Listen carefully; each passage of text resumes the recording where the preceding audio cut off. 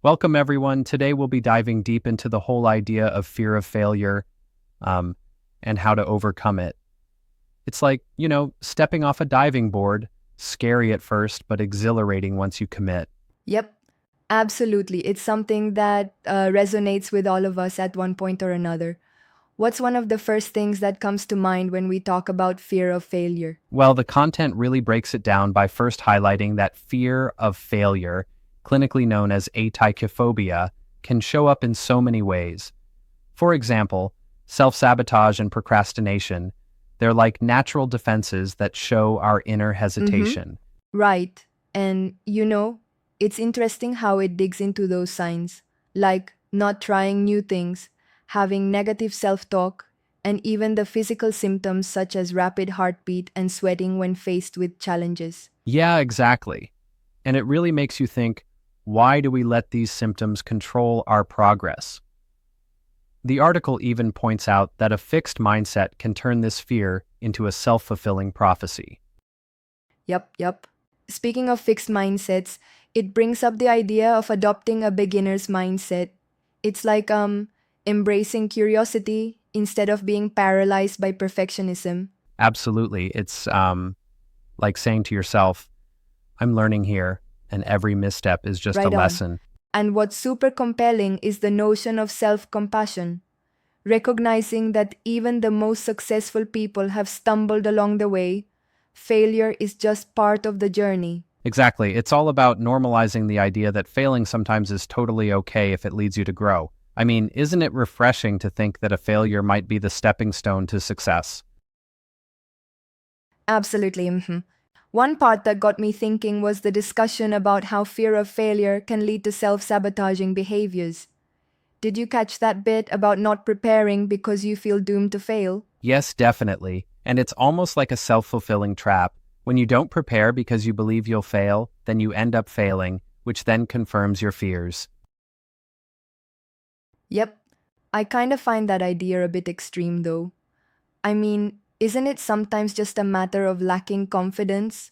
It doesn't always have to be a full blown self sabotage cycle, right? That's a fair point, but the research cited, especially with students in one study, suggested that these patterns really do have an impact.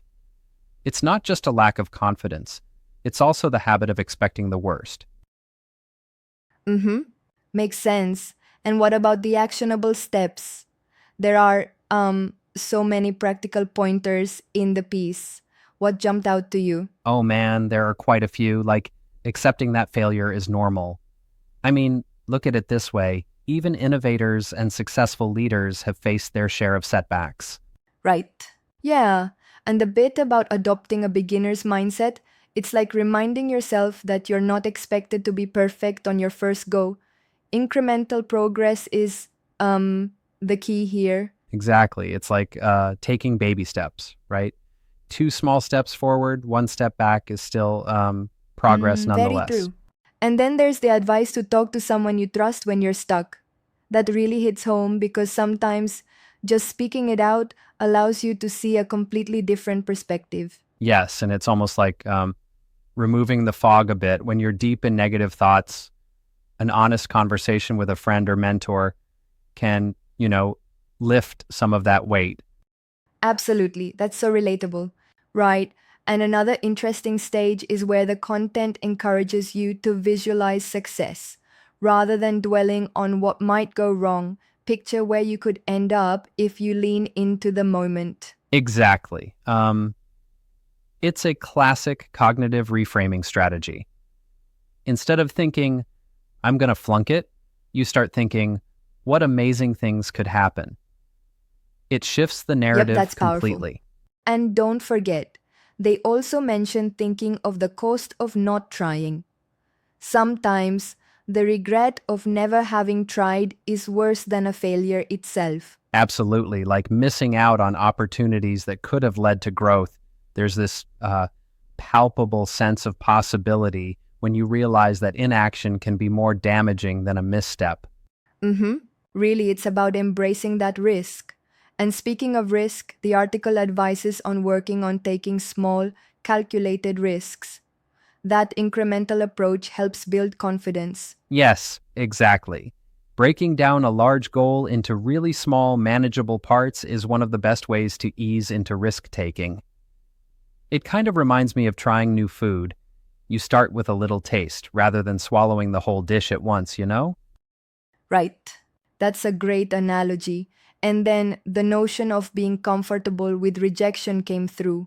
Not every risk is going to pay off immediately, and learning to bounce back from that is crucial. Yeah, exactly. It's like every rejection is just part of the process, not a reflection on your worth. You know, even the most celebrated artists and leaders have faced Yep. rejection repeatedly. Now, there's also a part that really challenges our own internal dialogues. How would you say the idea of be afraid but do it anyway ties into all of this? Oh, that's such a pivotal point. It's kind of like mixing fear with determination. The message is that fear doesn't have to stop you.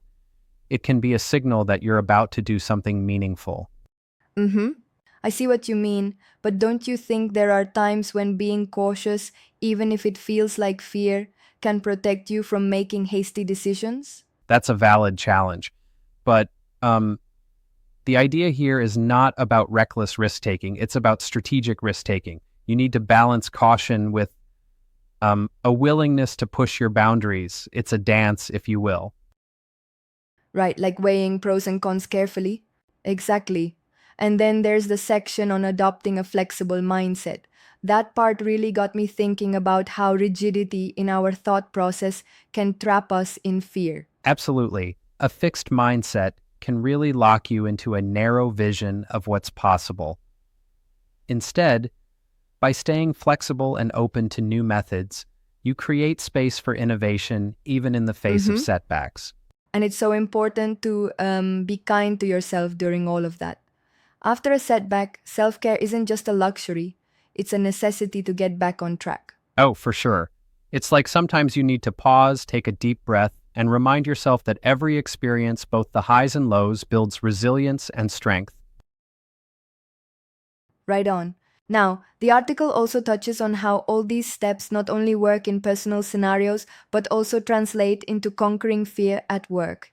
How do you see that playing out? In the workplace, fear of failure can inhibit innovation and risk-taking, but by recognizing past failures as opportunities, you begin to see them as part of your professional growth. It's almost like turning every setback into a roadmap for future Mm-hmm, success. totally. And it drives home the point about why coaching can be so valuable. A coach can help you untangle these persistent patterns and establish strategies that affirm your value and resilience. Absolutely. Coaching plays that crucial supportive role, helping you move past the fear and into a zone where you're willing to experiment and grow.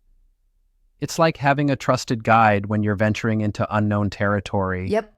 In essence, the journey to overcoming fear of failure is as much about internal work, challenging our limiting beliefs and adopting a growth perspective, as it is about taking external actions. Exactly.